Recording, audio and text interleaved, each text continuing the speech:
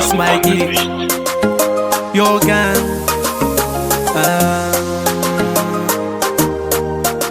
Nizakayanya manage nikarakara na wingi tokuziabiza izavacho na falfala na wingi nefizani timeti amnona leonona ngaraka vaine vela na wato changu ragi zakalasha na wingi ftiava ngasike vasara magada shaki noni alai ftiava ngasike vasara magada shaki noni alai fiave shaki noni alai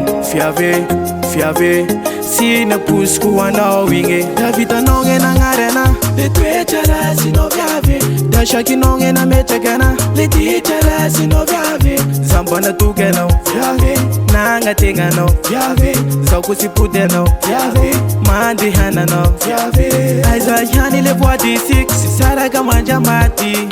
aiza yani le voix du six saraka manja mati da tena shaki no viave amzao no na madiki da tena shaki no viave amzao no na madiki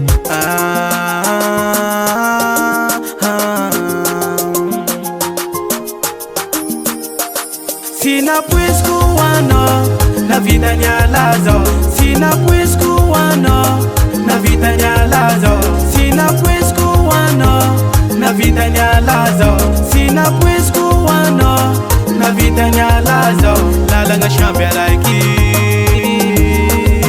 amsawo nota like Lala nga shambia like amsawo nota like Fanangi no noni over Lala nga shambia raiki amsawa nota raiki Hazanyani le voix du six Sharaga manja mati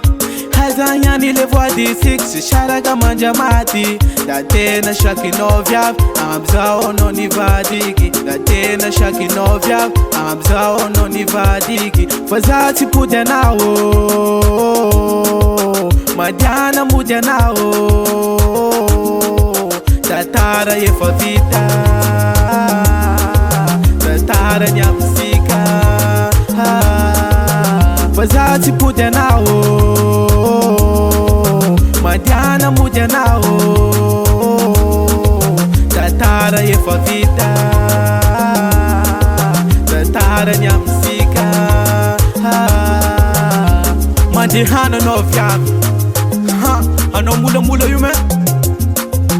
Verngom no yo Sina puisku wano